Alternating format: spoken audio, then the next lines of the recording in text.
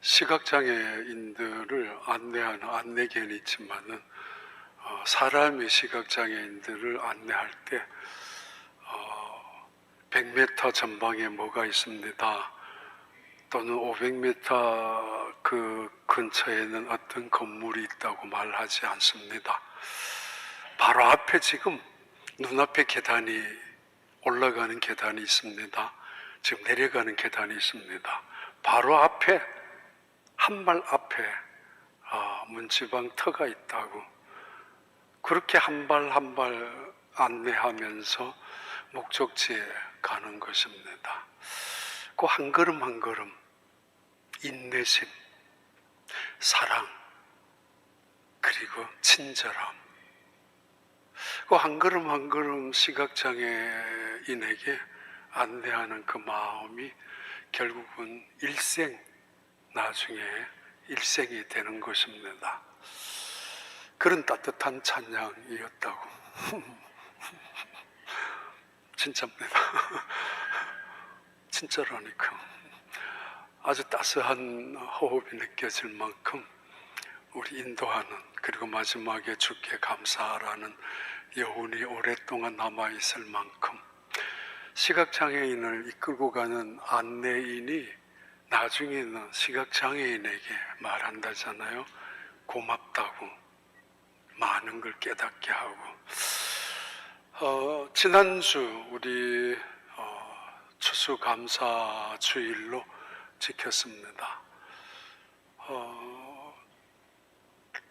저가 온 이후로 지금까지 한 번도 거르지 않고, 처음에는 가족 찬송대회에서부터, 그리고 청년부가 주관하는 에베네셀, 그리고 지금까지 하고 있었는데, 지난주는 태반 미션의 마지막인 리바이브 포리포, 그런 사역도, 그런 행사를 했습니다. 감사하게 생각하고 고맙다는 말씀을 드리고 싶어서, 제일 먼저는 우리 상록교 어르신들, 아마 그날 오래 계신 분은 5시간 이상 기다렸을 겁니다. 교회에서 머무셨을 건데 8시 반부터 오신 분들이라면은, 아니지, 6시간 가까이. 그러나 2부 예배 오셨다 하더라도 4시간 가까이 교회에 머무시는데, 하루 동안 얼마나 힘드셨을 텐데도 참석하시고 끝까지 남아 계시고 응원하시고 또 함께 그 축복을 나눌 수 있는 그런 우리 상록교 어르신들에게 너무 고맙습니다. 그런 마음이 많이 있습니다. 사람의 그늘이란 대단히 중요합니다. 우리 교회, 우리 상록회 그분들의 믿음의 그늘, 축복의 그늘, 그건 땡볕에 있는 나무의 그늘처럼 쉼과 안식과 우리에게 자부심을 주기도 하죠. 우리 상록의 어르신들, 내년에도 참석할 만큼 건강하시고 믿음으로 승리하는 존귀한 여생이 되시기를 바랍니다. 함께 누가 되지 않기 위해서 어떻게 하든지 이 은혜의 자리에 내가 한 걸음이라도 더 들어간다면 하나님 앞에 영광이 될까 봐, 그런 마음이 앞장선 그 마음들을 읽고 있었기 때문에 더더욱 마음에 감동이 많이 있습니다. 그리고는 늘 의뢰의 우리 아름드리 그 아이들, 그 친구들이 나오는 순서가 앞에 있습니다. 나중에 하면은 길기도, 지루하기도 하고 짜증도 내지 쉽지 않잖아, 기다리는 게 걔들한테는. 그래서 늘 앞선 시간에 하지만은 그때마다 무슨 모양을 내는 것이 아니라, 구색을 맞추는 것이 아니라 늘 감동을 받습니다. 그 친구들의 찬양을 보면 마음이 왠지 따뜻해지고 열려지고, 그리고 하나님 앞에 감사드리고 싶은 마음이 일어나잖아요. 그 조금은 불편한, 조금씩은 장애를 가지고 있는 아이들이 앞에서 하나님을 찬양하는 모습을 보면서, 그리고 그들을 가르치는, 아니 그들을 친구처럼 섬기고 있는 선생님들, 보통 10년 가까이 다들 그 자리에 있습니다. 그분들의 헌신 섬김은 정말 아름답습니다. 그리고 자랑스럽습니다. 앞에 서서 선생님과 학생들이 같이 어울려 있는 거 보면은 이거 누가 학생인지 누가 선생님인지 모를 만큼 비슷비슷합니다. 그만큼 자기를 낮추고 그만큼 헌신적으로 섬기는 선생님들 정말 고맙습니다. 늘 감동으로 우리의 모든 사역을 여는 그런 시간, 그런 순서가 아름드리 순서입니다. 그리고 이번에는 차례대로 되었는데 지난주에는 영유아부 아이들 숫자만큼 선생님 10명이면 10명, 20명, 20명 아이들이 30명 나오면 선생님들도 30명. 근데 선생님들 얼굴에 기쁨이 가득 있습니다. 아이들을 너무 사랑하는 그 마음이 눈에서 마치 꿀이 떨어지듯이 떨어질 만큼 아이들을 진정으로 사랑하는 선생님들이 자기 아이들과는 상관없는데 품어주고 안아주고 그런 선생님들이 함께 일하는 영유아부 교사들에게도 감사하고 우리 학부형들에게도 감사하고 우리에게 정말 귀한 축복입니다. 그 다음에 유초동부 나왔었죠. 유초동부 아이들 못난 몇 살, 그 미운 몇 살 그랬는데 그 또래 아이들 유초동부 선생님들 보면은 내년에는 다시 안 한다라고 마음 먹을 만큼 말 안 듣는 장난치는 아이들. 그런데 그 아이들이 안 듣는 것 같지만 다 듣고 있고 어른들은 듣는 것 같지만 다 잊어버리지만 그리고 잊어버린 것 같고 자기들끼리 하는 것 같지만 놀고 있는 것 같지만 마음속에 인상을 남기고 있습니다. 그래서 선생님들이 말하는 말씀, 선생님들이 보여주는 태도, 선생님들이 가르치고 있는 것들 모든 것들을 그들의 일생 속에서 가장 오랫동안 기억에 남아있는 때가 유초동부입니다. 그래서 이번에도 유초동부 교사들한테 인내심을 가지고 그 아이들을 가르치고 또 그 아이들과 함께 놀아주는 선생님들한테 너무 많이 감사합니다. 그런 빚이 많이 있습니다. 그리고 매년 그리고 귀한 팀목도 가지고 지금은 유초동부 우리 부장집사님들과 함께 아주 귀한 사역을 감당하고 있어서 감사하게 빚이 있습니다. 그리고 중고등부 아이들 이번에 여학생들만 나와서 댄싱을 했는데 매번 오랫동안 이렇게 봐왔잖아요. 그때마다 한국에 어디를 내놓아도 모자라지 않는 아니 부족하지 않을 만큼 아주 예쁘고 그리고 발랄하고 아주 끼가 있는 아이들.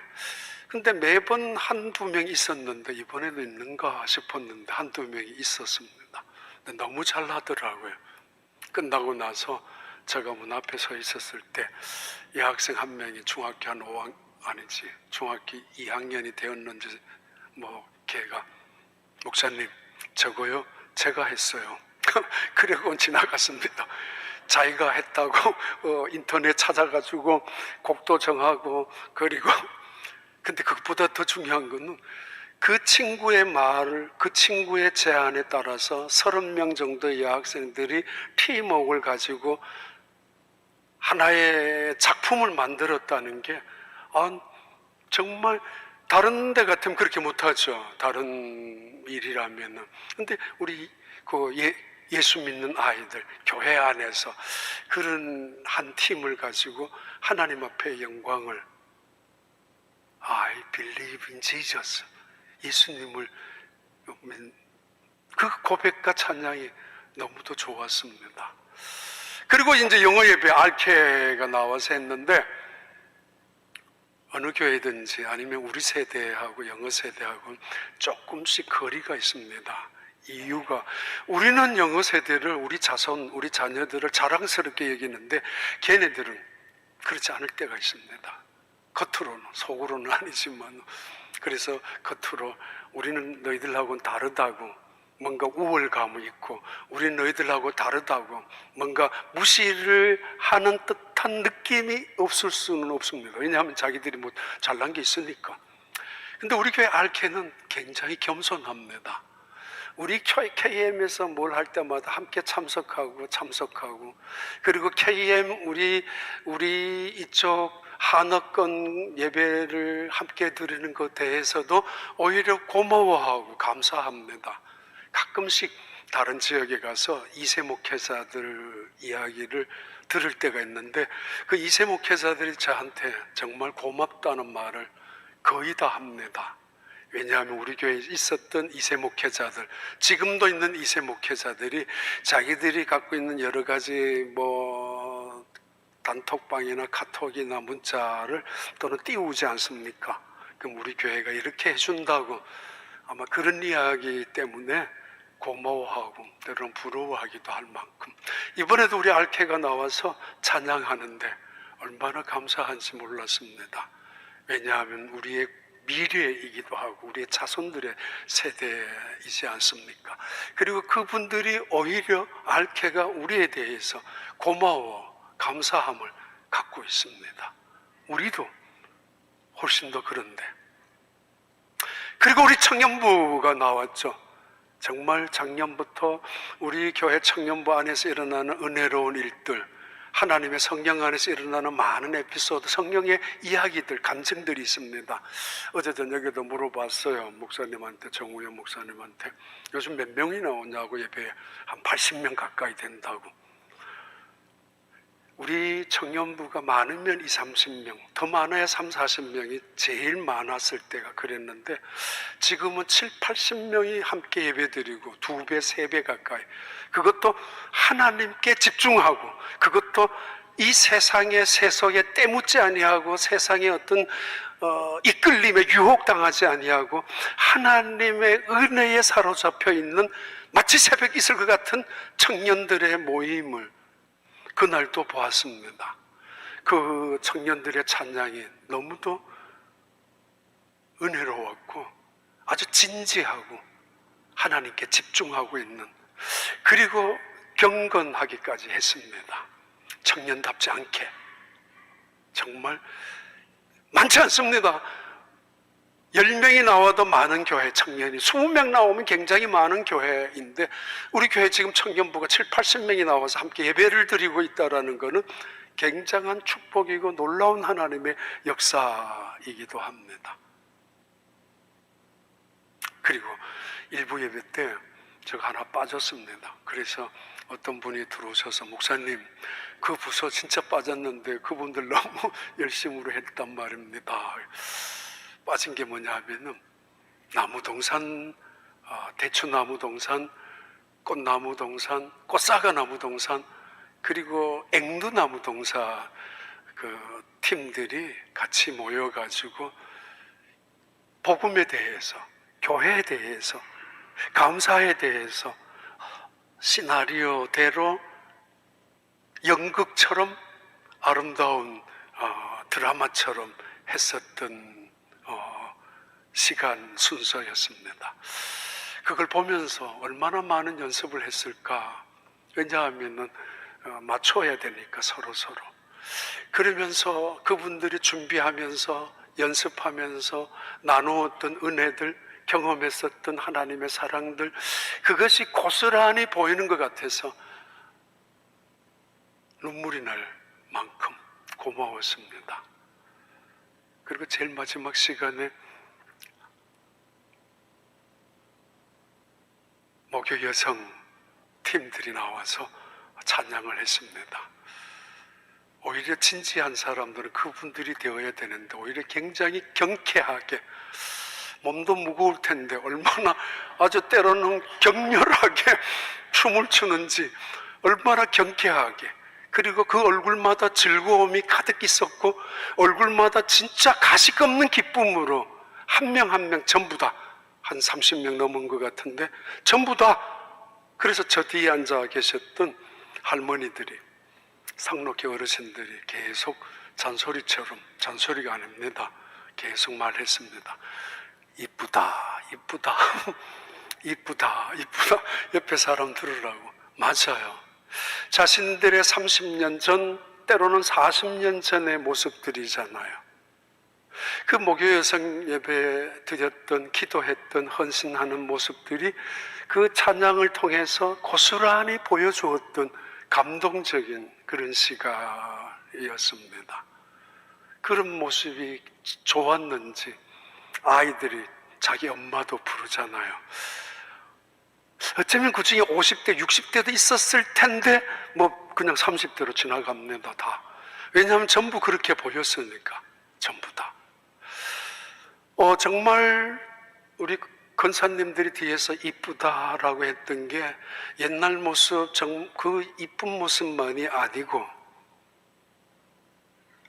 예배드리는 모습, 하나님께 찬양하는 모습, 하나님께 즐겁게 춤을 추고 있는 모습, 마치 다윗처럼, 때로는 에스더처럼, 때로는 한나처럼, 때로는 마리아처럼 하나님을 사랑하는 고백이 그들의 얼굴을 통하여, 그들의 찬양을 통하여, 그들의 댄싱을 통해서 드러나고 있었거든요.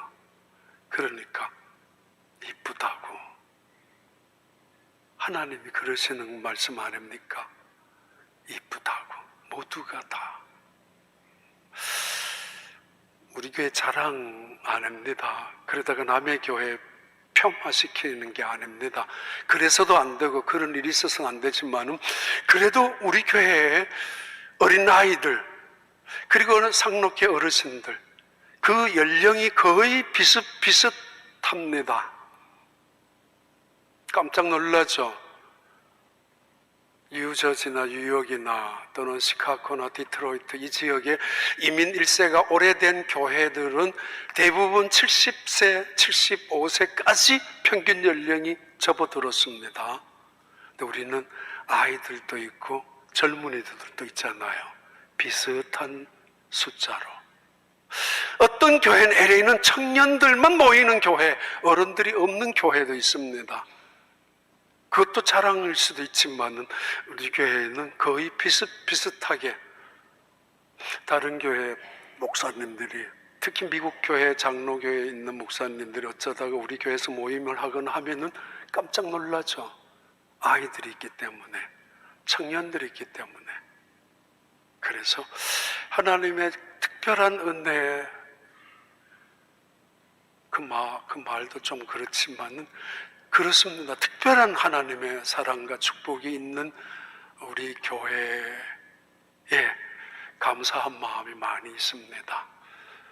목사님들 모이면 그런 고민을 많이 했습니다.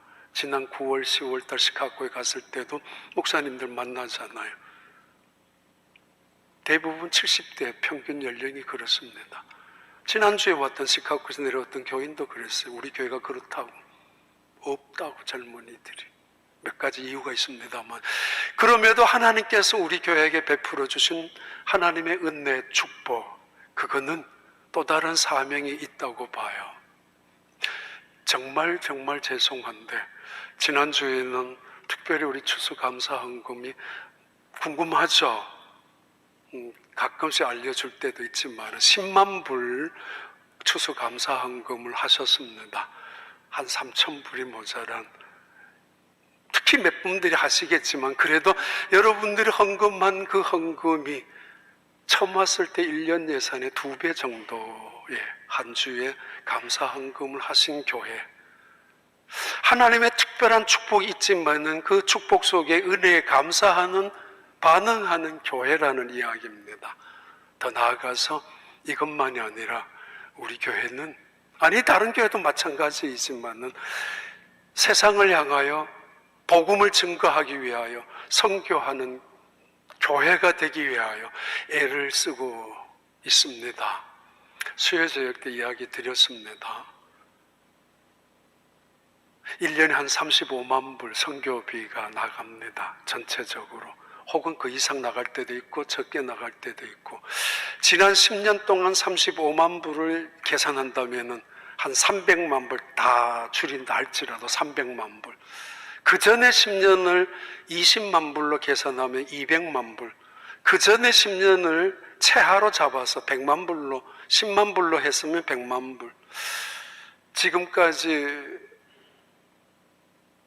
제가 와서 우리 당회원들한테 늘 이야기합니다. 교역자 사례비보다는 훨씬 더 나가야 된다고, 성교비는 그 퍼센트를 보더라도 최하 600만 불에서 700만 불은 성교비로, 교회는 50개 정도, 교회 100개 정도 건축했으면 좋겠지만 한 50개 정도인 것 같아요. 나머지는 교회 외에도 병원이나 학교나 다가서나 혹은 특별한 지원을 위해서 한다면 100개 이상의 지원이 되었을 것입니다. 우리 교회 본당, 또 저쪽에 비전센터, 양쪽을 다 건축했던 돈을 합치면은 어쩌면 600만 불에서 700만 불, 지금은 가장 저렴하게 지었어요. 우리가 우리 힘으로 지었습니다, 교회 건축을. 근데 600만 불, 700만 불 정도로 2개 건물을 지었지만은 그 돈 이상으로 선교비를 지출했었다고요, 지금까지. 하나님은 그래서 우리 교회를 조금 봐주고 계시는지 모르겠습니다. 그렇게 할 수 있었던 이유는 분명히 여러분의 헌신 때문입니다. 기도 때문입니다. 그리고 헌금 때문입니다. 지금도 그렇습니다. 우리의 물질을, 헌금을, 제가 어떻게 돈을 버는지 그래도 알고 있기 때문에, 보고 있기 때문에 이 귀한 헌금을 어떻게 사용해야 되는가 무척이나 애를 씁니다. 하나님이 원하시는 선하게 사용하기 위해서 말입니다. 다시 한번 2023년 추수감사절 지나고 또 한 번 오늘 성가대도 감사 찬양을 다시 한번 해주었지만은 또 한 번 감사의 말씀을 드리면서 설교를, 여러분에게 감사하다고 이 교회를 섬기는 담임 목사로서 여러분에게 진심으로 고마운 마음 전합니다. 이 감사가 우리 온 교회에 늘 떠나지 않는 하나님의 축복의 끈앞풀이 되고 문을 여는 열쇠가 되고 세상을 이기는 지혜와 능력이 되고 새로운 한 해 더 큰 하나님의 영광으로 채워나가는 감사의 고백, 그런 교회가 되시길 바랍니다. 또 그렇게 될 줄로 믿습니다. 하나님의 교회가 감사가 빠져버리면 그 예배가 예배이겠습니까? 그 기도가 기도이겠습니까? 그 찬양이 무슨 찬양이겠습니까? 하나님 앞에 영광스러운 이 자리, 감사의 사람들로 살아가는 여러분들이 되기를 바랍니다. 또 한 사람 소개합니다. 다니엘입니다.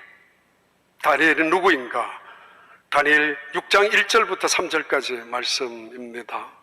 다리오가 자기의 뜻대로 고관 120명을 세워 전국을 통치하게 하고 또 그들 위에 총리 셋을 두었으니 다니엘이 그 중에 하나이라. 이는 고관들로 총리에게 자기의 직무를 보고하게 하여 왕에게 손해가 없게 하려 함이었더라. 다니엘은 마음이 민첩하여 총리들과 고관들 위에 뛰어나므로 왕이 그를 세워 전국을 다스리게 하고자 한지라. 다니엘, 그는 선지자라고 합니다. 근데 그는 행정가입니다. 다니엘, 그는 하나님의 종입니다. 그러나 그는 정치가입니다. 그는 포로였습니다. 포로 2세로 끌려온, 어쩌면 12살에서 16살 사이의 청소년 시절에 바빌론의 포로로 잡혀왔는 사람들 중에 한 사람이었던 다니엘. 그가 느부갓네살 왕에게 특별한 신임을 받고, 대단한 왕입니다. 바벨론 시대의 최고의 왕이었던 느부갓네살의 꿈을 해봉하면서 그는 총리가 됩니다. 느부갓네살이 죽고 그 이후에 그의 아들 벨사살이 왕이 되었을 때도 역시 그 자리를 차지하고 있습니다. 그리고는 바빌론 나라가 망하고 말합니다. 파사라고 말하는 페르시아의 고레스 키루스 왕이 정복하면서 이 바빌론은 완전히 없어지고 말았을 때 이 다니엘은 국무총리의 자리를 그대로 유지합니다. 키루스라고 불리는 고레스 왕이 떠나가고 난 다음 다리오 왕 2세가, 다리오 대왕이라고 불려진 다리오 대왕이 그 왕으로 올라갔을 때 애굽에서부터 인도까지 적어도 120개 주로 나누어서 통치하고 있던 관할 지역을 120명을 도지사, 주지사를 남겨두고 그 120명을 통과를 하는 총리로 3명을 세웠고 그 3명 중에 우선 이그젝티브, 그 카운슬러로 다니엘을 세웠습니다. 그 유명한 다니엘, 왕이 바뀌면은 사람도 바뀌어야 됩니다. 통치 이념이 다르기 때문입니다. 나라가 바뀌면 당연히 사람도 바꾸어야 합니다. 사람이 바뀌어졌는데 나라가 망했는데 처세의 문제라 행정의 달인이기 때문에 아닙니다. 아니면 능력이 탁월하기 때문에 아닙니다. 능력을 얼마든지 찾을 수 있습니다. 내 통치 철학과 맞기 때문에, 이념과 맞기 때문에 아닙니다. 다니엘 그는 하나님의 사람이었습니다. 그가 다리오 대왕의 권한을 위임받은 다리오 대왕의 바로 밑에 국무총리의 자리를 앉아 있는 사람입니다. 그만한 자리에 올라가기까지 얼마나 힘든 일이 많이 있었지 않겠습니까? 포로였는데 그 정도 성공하는 자리에까지 올라갈 정도라면 어찌 쉬운 일만 있었겠습니까?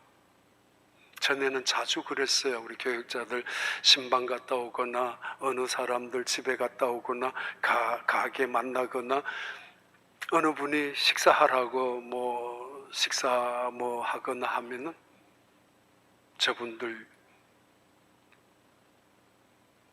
쉽게 인생을 살아온 것 같냐고, 저 좋은 집에 사는 거, 저 좋은 차 타고 다는 거, 저렇게 가게 사업 비즈니스 하는 게 간단하게 했는 줄 아느냐고.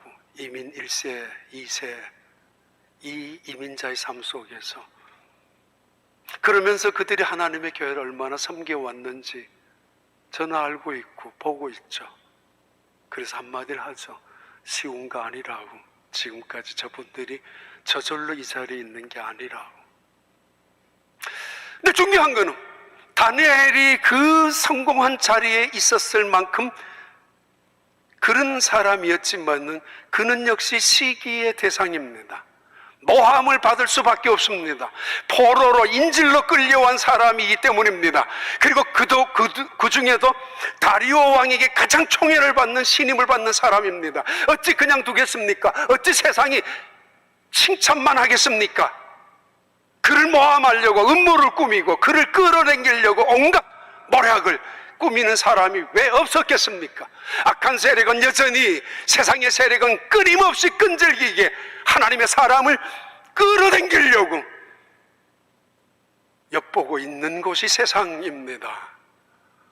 그래서 다리오 왕의 신하들이 이 다니엘을 끌어당기기 위하여 모함을 하기 시작합니다.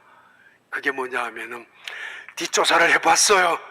이 다니엘이 얼마나 부패했는지 여러 가지 사람을 만나보았어요. 다리오가 뇌물을 얼마나 받아먹고 있는지, 아니면 얼마나 잘못된 부패한 정치인인지, 얼마나 행정을 하면서 다른 사람들에게 갑질을 했는지 수많은 사람들을 만나도 보았고 찾아도 보았고 감사도 해보았는데 하나도 없습니다.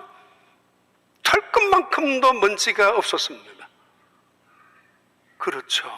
그는 하나님의 사람입니다. 그래서 왕이 바뀌어도 그는 여전히 그 자리에 있었고, 나라가 망했어도 여전히 그는 그 자리에 있을 수 있었던 이유가 하나님을 신뢰하는 사람이었고 하나님 앞에 충성하는 사람이었기 때문입니다. 사람 앞에 충성하는 거 사람 없으면 끝입니다. 권력 앞에 충성하는 거 권력 무너지면 끝이에요. 돈 때문에 아부하는 거 돈 없어져 봐요. 망하고야 마찬가지입니다. 함께 말이에요. 그러나 하나님 앞에 제대로 신실한 사람, 하나님 앞에 바로 충성하는 사람, 그들은 사람 앞에서 제대로 충성하고 이 세상을 살아가면서도 제대로 진실하게 살아갈 수 있는 이유가 하나님 앞에 신실한 사람들이기 때문입니다. 다니엘, 그는 그런 사람입니다. 근데 잡을 게 없으니까 결국은 함정을 하나 파서 왕에게 나아갑니다. 다리오 왕이요, 왕권을 강화하기 위하여, 그리고 이 민족을 안전하게 행복하게 다스리기 위하여, 그리고 행정적인 차원에서 이 정치가 제대로 돕기 위해서 이런 일을 하셔야 되지 않겠습니까? 한 달만 해봅시다. 뭐야?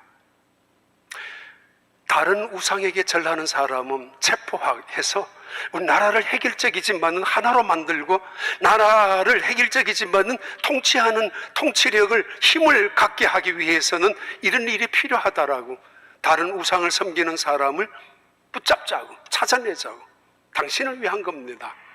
왕권이 강화되어야 당신의 힘도 있는 것이고 부국강병이 되는 것이고 그러면 나라가 안정이 돼서 백성들도 잘 살 수 있는 것 아닙니까? 그 명분을 거절할 왕이 어디에 있어요? 그런데 항상 명분 속에 감추어진 속셈이 있습니다. 봐요. 다니엘서 6장 7절부터 9절입니다. 나라의 모든 총리와 지사와 총독과 법관과 관원이 의논하고 왕에게 한 법률을 세우며 한 금령을 정하실 것을 구하나이다. 왕이여, 그것은 곧 이제부터 30일 동안에 누구든지 왕 외에 어떤 신에게나 사람에게 무엇을 구하면 사자굴에 던져넣기로 한 것이니이다.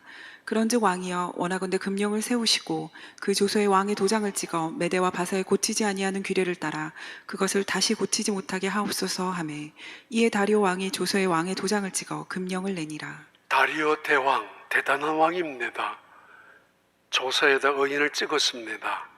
왕이 한번 명령을 내렸는데 그것을 변기한다면 왕권이 약해지게 되고 왕권이 우습게 보일 수 있습니다. 한번 정하면 끝까지 가야 합니다. 이젠 일이 결정이 되었습니다. 문제는 다니엘입니다. 다니엘이 어떻게 행동해야 합니까? 오늘 본문에, 그리고 오늘 설교의 주제입니다. 다니엘서 6장 10절의 말씀은 이렇게 말씀합니다. 다니엘이 이 조서에 왕의 도장이 찍힌 것을 알고도 자기 집에 돌아가서는 윗방에 올라가 예루살렘으로 향한 창문을 열고 전에 하던 대로 하루 3번씩 무릎을 꿇고 기도하며 그의 하나님께 감사하였더라. 왕의 도장이 찍힌 것을 알고도 첫 번째 감사입니다. 다니엘은 어떤 사람인가? 지난주 말씀드렸던 김포, 그리고 조모, 더 나아가서 엑스트라 마일 크리스찬이 엘리야였다면 훨씬 더 이 다니엘은 그렇습니다. 조서에 의인이 찍힌 것을 알고도의 감사는 그는 모든 것을 알고 있습니다.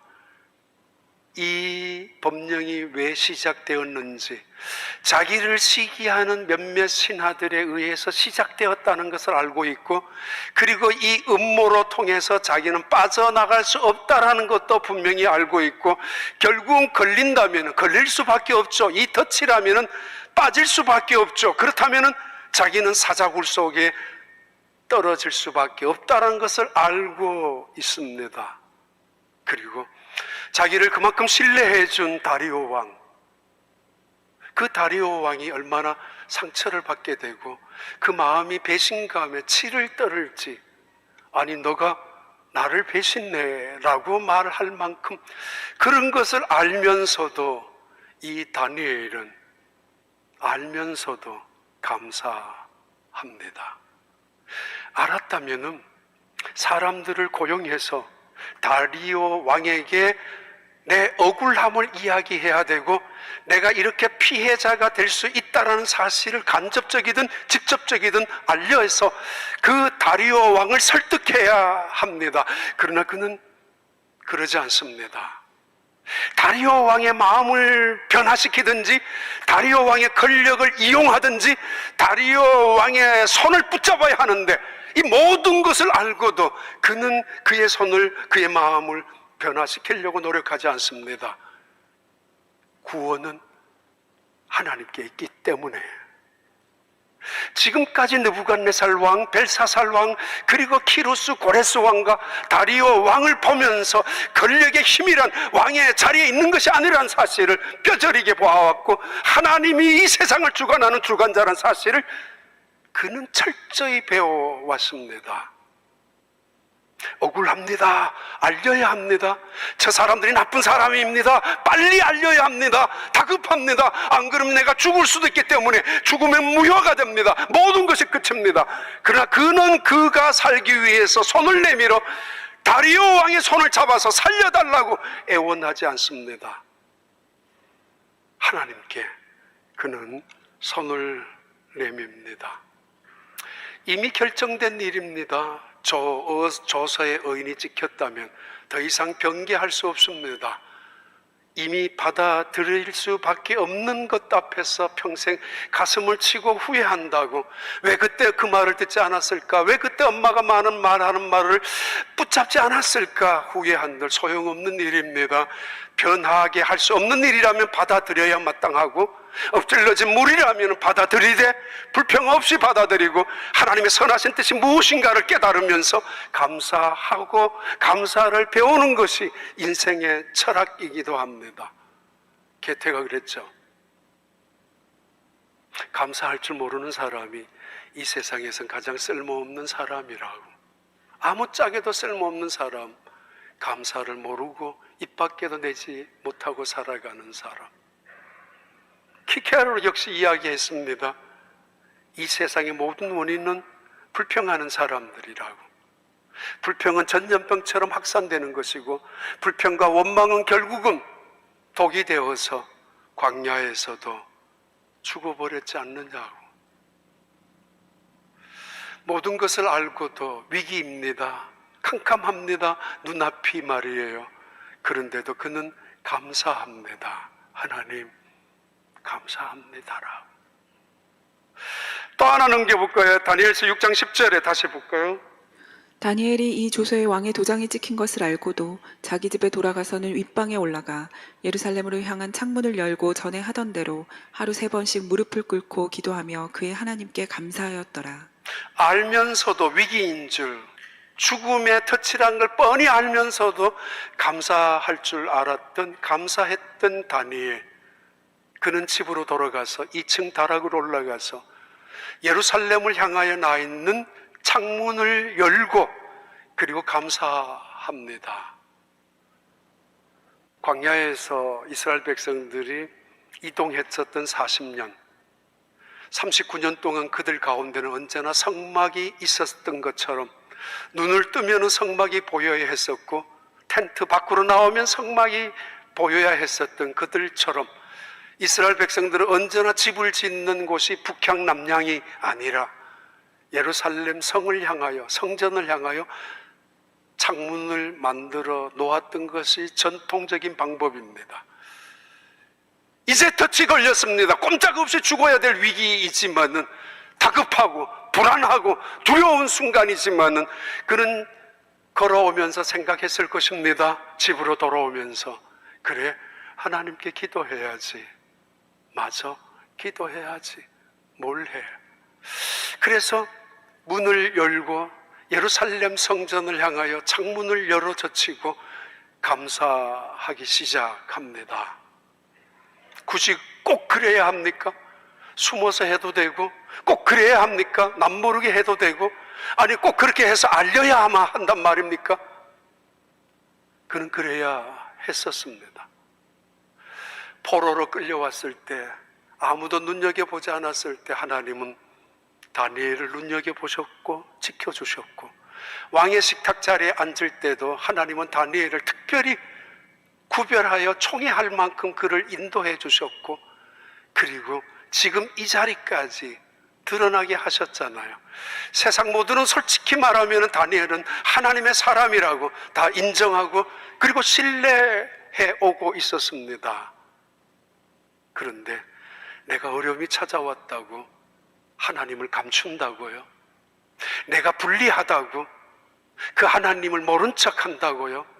그래서 창문을 닫고 조용히 한다고요? 우리 시골에 진짜인지 모르겠습니다만 그런 이야기가 있습니다. 주일날 아침에 교회를 가는 김장로 그분한테 동네 친구가 김장로 어디가? 뭐 어디가? 저기 가지. 저기야 뭐야? 다 알고 묻는 건데. 그래, 김장로 손에 있는 건 뭐야? 뭔 뭐야? 별거 아니야. 옛날에는 성경책 이거 보자기로 싸서 들고 다닌 적도 있습니다. 저 기억으로는 꽤 많은 분들이 기억이 있습니다. 보자기로 싸서 뭐 들고 가냐고 빈정대듯이 이야기했을 때 그 김장로님 그분 뭐야? 별거 아니야.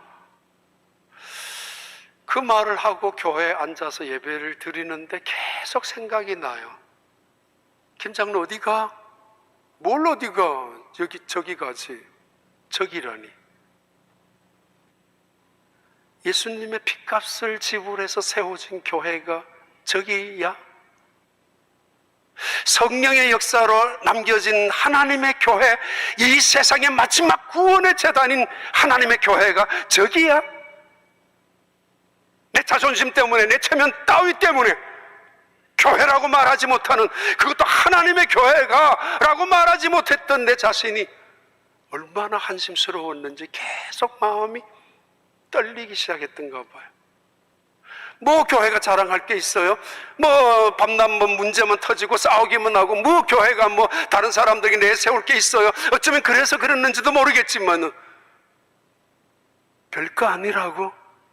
이 성경이 2000년 3000년 내려온 이 하나님의 말씀이, 이 생명의 말씀이, 이 거룩한 하나님의 살아있는 말씀이 나를 구원해 주시고 나를 사랑하시고 나에게 영생을 제공하시는 이 하나님의 말씀이 별거 아니라고.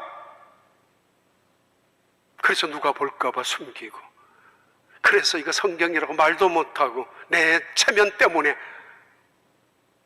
언젠가는 이 말씀 앞에 나를 세워놓고 이 말씀이 나를 심판하실 그날이 올 텐데 별거 아니라고 예배 드리면서 끊임없이 되돌아왔던가 봐요.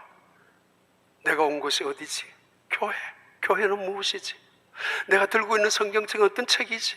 별거 아니야? 아니야.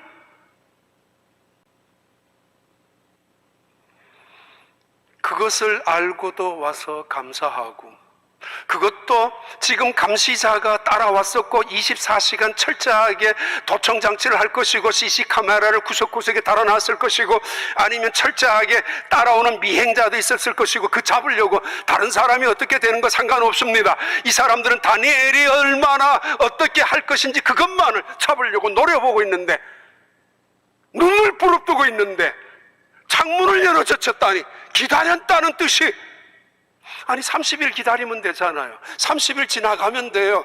법령이 시행되는 시간이 30일 동안이란 말입니다. 그것만 살짝 비켜가면 되지 꼭 그래야 됩니까? 그러나 다니엘은 생각합니다. 나에게 한 번도 부끄럽지 않게, 나를 창피하게 여기지 않는 하나님이 나를 세워주셨는데 내가 손해볼까 봐, 내가 내 자존심 상할까 봐, 아니 내가 죽을까 봐 두려워서 창문을 닫고 한다고. 은밀하게 할수록 이게 이성적일 수 있고 지성인들의 이야기일 수 있지 않습니까? 얼마든지 다음에 내가 살아서, 그런데 지금만 지나가면 돼요. 소낙비만 지나가면 되지 않습니까? 그러나 그렇게 하지 않습니다. 다니엘 3장 15절 18절의 말씀은 이미 그 전에 느부갓네살 왕 시대도 이런 적이 있었습니다. 이제라도 너희가 준비하였다가 나팔과 피리와 수금과 사명금과 양금과 생황과 및 모든 악기 소리를 들을 때 내가 만든 신상 앞에 엎드려 절하면 좋거니와, 너희가 만일 절하지 아니하면 즉시 너희를 맹렬히 타는 풀모불 가운데 던져 넣을 것이니 능히 너희를 내 손에서 건져낼 신이 누구이겠느냐 하니, 사드락과 메삭과 아벳느고가 왕에게 대답하여 이르되, 느부갓네살이여, 우리가 이 일에 대하여 왕에게 대답할 필요가 없나이다.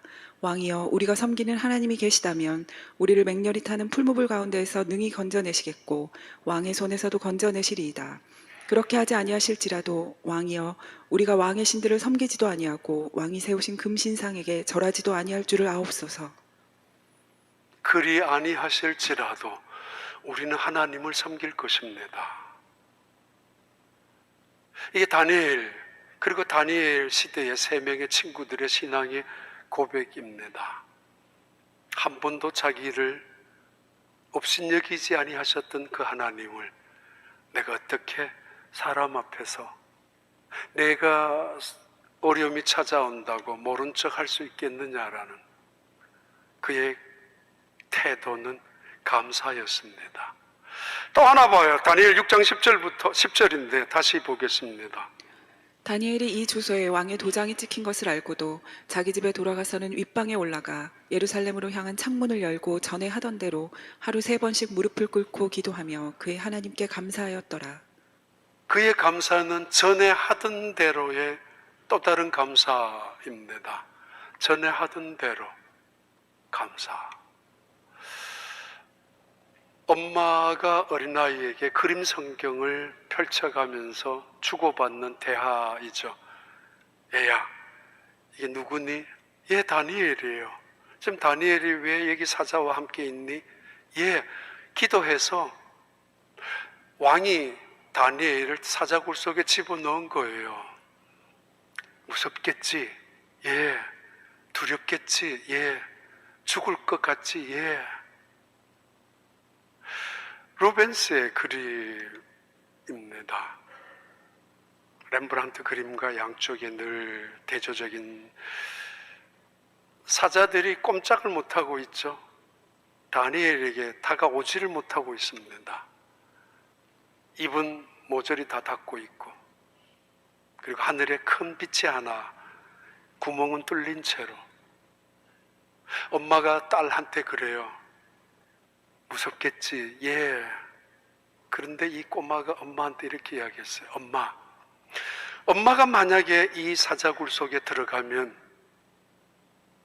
나도 갈 거야. 아니 왜?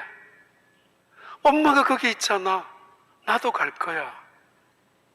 그러는 순간에 이 엄마는 딸아이의 말을 듣는 순간에 가슴이 철렁 내려앉고 마치 쿵 하는 소리가 들려오는 것처럼 감동처럼 전율이 느껴졌대요. 엄마가 거기 있잖아. 나도 거기 갈 거야. 하나님이 우리와 함께 하신다는 사실이 어떤 의미인지 다니엘은 알고 있죠. 그리고 그 친구들도 알고 있죠. 불 속에 들어갔을 때에도 3명이 아니라 4명이었다는 것, 사자굴 속에서 혼자가 아니라 다른 사람들이 천사가 있었다는 것, 하나님이 함께 하신다는 것. 엄마가 거기 있으니까 나도 갈 거야. 덜 두렵죠? 아니, 힘이 되죠. 하나님이 나와 함께 한다는 것. 다니엘은 그것을 알고 믿고 그리고는 전에 하던 대로 감사하며 그 집에 돌아오자마자 기도하기 시작하죠. 건강했을 때도 감사했어요. 감사하다고. 근데 병들었을 때 어떻게 멈춰요? 돈 많이 잘 벌었을 때 감사하고 살아왔어요. 근데 요즘 돈 좀 안 번다고, 요즘 뭐 그럴 때만큼 안 된다고 어떻게 불평할 수 있겠습니까? 성공한 자리에 승진했을 때, 성공한 자리에 괜찮았을 때, 사람들에게 존경받고 인정받았을 때 감사했었어요, 솔직히 말해서. 그런데 이제 나락으로 떨어지기 시작하고 오해받았을 때 원망한다면은 그게 사람의 인격이 아니지 않습니까? 그는 전에 하던 대로 포로에서 하나님의 사람으로 지킴을 받아서 프로텍트와 킵 하나님이 보호하셨고, 그리고 자라게 하셨고 변화하게 하셨고, 뭐예요? 하나님께서 그를 티칭하시고 가이드하시고, 그리고 마침내 총리의 자리까지, 왕이 바뀌었는데도 나라가 망했는데도 세워둔 적어도 5명의 왕을 섬길 만큼 신실한 하나님의 사람, 그때마다 그는 감사했는데 이제 와서 법령이 세워졌다고, 이제 와서 내가 죽을 위기가 당했다고, 이제 와서 어쩌면 사자에게 죽을 수도 있다라는 두려움에 사로잡혀서 이제 와서 불평한다면 되겠습니까? 그리고 따져봐요. 그는 지금 60대에 가깝습니다. 살면 얼마나 더 살아서요 영광을 본다고. 국무총리입니다. 그럼 이제 높아봐야 무슨 자리까지 올라가서 그런 명예를 얻겠다고. 돈 벌어야 얼마나 더 많이 벌고 싶은 그 탐욕, 욕망이 있다고. 가질 만큼, 살 만큼, 누릴 만큼 아니 어쩌면 어려운 일도 수없이 많았지만 여기까지 온 것도 하나님의 은혜요, 지금까지 있는 것도 하나님의 축복인데 뭘 한 번 더 살겠다고, 뭘 한 번 더 영광을 누려보겠다고 이제 와서 불평합니까? 아니에요. 그는 전에 하던 대로 감사합니다. 그는 하나님의 사람이기 때문입니다. 봐요. 다니엘 6장 19절 23절의 말씀입니다. 이튿날에 왕이 새벽에 일어나 급히 사자굴로 가서 다니엘이 든 굴에 가까이 이르러서 슬피 소리질러 다니엘에게 묻되, 살아계신 하나님의 종 다니엘아, 내가 항상 섬기는 내 하나님이 사자들에게서 능히 너를 구원하셨느냐 하니라. 다니엘이 왕에게 아뢰되, 왕이여, 원하건대 왕은 만수무강하옵소서. 나의 하나님이 이미 그의 천사를 보내어 사자들의 입을 봉하셨으므로 사자들이 나를 상해하지 못하였사오니 이는 나의 무죄함이 그 앞에 명백함이오며, 또 왕이여, 나는 왕에게도 해를 끼치지 아니하였나이다 하니라. 왕이 심히 기뻐서 명하여 다니엘을 굴에서 올리라 하매 그들이 다니엘을 굴에서 올린즉 그의 몸이 조금도 상하지 아니하였으니 이는 그가 자기의 하나님을 믿음이었더라. 예. 이제 와서 내 기분이 좀 상한다고 기도를 멈추고, 이제 와서 내 생각과 다르다라고, 그들과는 안 맞다고 떠날 생각을 하고, 당연히 나이가 들면 해야 되겠지만은, 그렇게 감사했던 입을 멈추며 산다면은 왕이었던 다리오가 다니엘을 이렇게 총애하지 않았을 것입니다. 언제나 한결같은 사람, 언제나 믿을 수 있는 사람, 어느 때나 신실한 사람, 다리오 왕이 결국은 이 감사했었던 다니엘이 그 결과, 법령의 결과 때문에 사자굴 속에 들어갔습니다. 밤을 지새웠던 사람은 다니엘이 아니라 왕입니다. 걱정하고 두려움으로 뜬 눈으로 지새웠던 사람은 다니엘이 아니라 다리오입니다. 도대체 얼마나 다니엘은 다리오 왕에게 신임을 얻었었는지, 이 다리오 왕은 다니엘이 없으면 얼마나 나라를 통치하는 것이 어려웠는지, 총애를 했는지 이 다니엘이 사자굴 속에 들어가 있는 그 밤을 뜬 눈으로 지새웠단 말입니다. 감사할 줄 아는 인격의 사람, 하나님의 사람, 어디에 있든지 무슨 일을 맡기든지 누구와 있든지 하나님의 사람 다리오 왕은 잠을 자지 못하다가 결국은 해가 뜨자 말자 무섭게 다니엘이 있는 사자굴 속에 뛰어갑니다.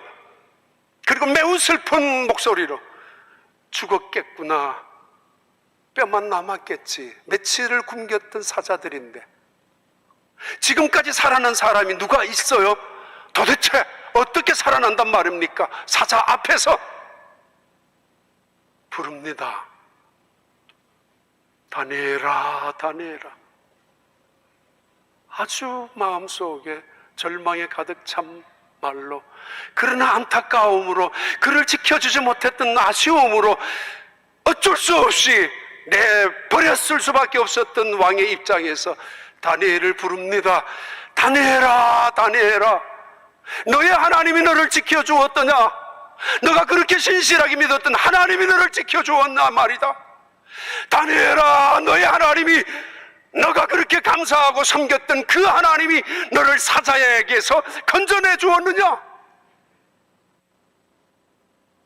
다니엘이 대답합니다. 왕이여, 만세수하옵소서. 아부 아니에요. 예의입니다. 태도입니다. 하나님에게 분명한 충성할 줄 아는 사람, 사람에게도 제대로 된 충성을 하는 법이죠. 왕이여, 만세수하옵소서. 이제야 말합니다. 그들이 덫을로 왔지만은 이 사자들이 나에게 꼼짝도 못했고 하나님이 이들을 막았기 때문에 나를 건져주셨다라고. 그래요. 하나님은 이런 분입니다. 감사는 이런 기적을 일으키기도 하고, 하나님의 능력과 영광을 드러내기도 하고, 하나님의 살아계신 역사하심을 통해서 세상 모든 사람들에게 그리스도인 하나님의 백성은 과연 어떤 사람인가를 증명하고 있기도 합니다. 그래서 온 세상 파사 이 다리오 왕은 이집트에서부터 인도해까지 온 이 세상 백성들에게 조서를 선포합니다. 나중에 고고학자들에 의해서 고레스 왕의 조서, 이스라엘 백성들을 돌아가게 하고 성전을 재건하게 하는, 그리고 다시 재건을 증축해도 좋다라는 다리오 왕의 조서도 발견되었죠. 봐요. 다니엘서 6장 26절 27절입니다. 내가 이제 조서를 내리노라. 내 나라 관할 아래에 있는 사람들은 다 다니엘의 하나님 앞에서 떨며 두려워할지니 그는 살아계신 하나님이시요 영원히 변하지 않으실 이시며 그의 나라는 멸망하지 아니할 것이요 그의 권세는 무궁할 것이며 그는 구원도 하시며 건져내기도 하시며 하늘에서든지 땅에서든지 이적과 기사를 행하시는 이로써 다니엘을 구원하여 사자의 입에서 벗어나게 하셨음이라 하였더라. 우리가 믿는 하나님은 누구냐? 다니엘의 하나님은 어떤 분인가? 다리오 왕의 입에서 증언하고 선언합니다. 그는 살아계신 하나님이며, 다니엘의 하나님, 그는 역사하시는 하나님이며, 다니엘의 하나님, 기도를 응답하시는 하나님이며, 때로는 사자들 속에서 건져내시고 하나님의 백성을 구원하시는 능력의 하나님이라고. 그는 거룩한 자요, 그는 어미하신 자요, 전능자요, 오늘 또 살아계신 하나님이라고 온 세상을 향하여 증언합니다. 다니엘의 하나님이 구원자라고. 그래요. 정호승의 시가 있죠. 우리는 어느 별에서 왔을까? 하루살이, 딱 하루 살고 없어진 하루살이들, 물속에서 한 달 혹은 세 달 혹은 3년을 성충으로 있다가 애벌레로 변하는데 3년 걸린다고 합니다. 애벌레에서 성충으로. 그러다가 딱 하루, 짧게는 5시간, 길게는 20시간 살다가 가는 것이 하루살이입니다. 그런데 그 하루살이도 원망하지 않고 살아갑니다. 하필 그날 비가 온종일 와도 불평하지 않고 하루를 살아갑니다. 서로 사랑하고 서로 감사하고 서로 축복하고 하루를 살아가는 하루살이. 우리 인생은 종말적으로는 하루살이였지만, 불가하지만 온종일 비밖에 내리지 않는 하루라고 할지라도 불평하며 살 수는 없습니다. 하나님은 살아계신 분이기 때문입니다. 그리고 그 하나님은 우리를 건져주시는 구원자이기 때문입니다. 그 하나님께 감사하고 모든 것을 알고도 창문을 열어놓고, 그리고 전에 하던 대로 오늘 또 감사하며 이 한 해를 마무리할 때 새로운 한 해, 놀라운 하나님의 은혜와 역사와 그리고 기적 같은 영광이 가득 찬 축복의 한 해가 될 줄로 믿습니다. 기도하겠습니다. 은혜로우신 하나님 아버지, 감사합니다. 감사합니다. 감사합니다. 다니엘이 하루 3번씩 창문을 열고 감사했던 것처럼 저희들도 그렇게 감사하며 살아갈 수 있는, 때로는 감사 일기로, 감사의 지혜로, 감사의 능력과 고백과 찬양으로 힘든 일들을 이겨가고 어려운 일들을 극복해 나가며, 아니 하나님의 영광을 찬양하며 살아가는 하나님의 교회 온 백성들 다 되게 하여 주시옵소서. 예수님 이름으로 기도하옵나이다.